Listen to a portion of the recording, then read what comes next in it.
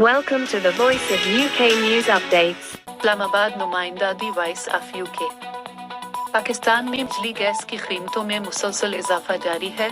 गुज़िश्ता दिनों गैस की कीमतें बढ़ाई गई। इसके अलावा गुज़िश्ता रात पेट्रोल की कीमत में मजीद इजाफा कर दिया गया। एक जानिब IMF की शराइत और दूसरी जानिब अवाम को जिंदा रहने के लिए 2 वक्त की रोटी दरकार है। इन हालात में अगर IMF की शराइत पर अमल ही करना है तो मुल्क की अवाम भूखा रहने मुश्किलात का सामना करने का ये सिलसिला जारी रहा तो इसमें कोई शक नहीं कि स्ट्रीट क्राइम्स में इजाफा होगा और हालात बदतर होंगे। इसके जिम्मेदार हमारे हुक्मरान तबका होंगे जो अपने अखराजात कम करने के बजाय आवाम पर महंगाई का बोझ डाल रहे हैं। आलमी मालियाती फंड IMF ने 10 जुलाई से कबल बिजली और गैस की कीमतों में मजीद इजाफे का मुतालबा कर दिया। आला हुकूमती ज़राए के मुताबिक IMF चाहता है कि नए माली साल में बिजली और गैस के रेट बढ़ाकर सब्सिडी कंट्रोल की जाए और नए कर्ज प्रोग्राम के लिए पेशगी शराइत पर अमल किया जाए।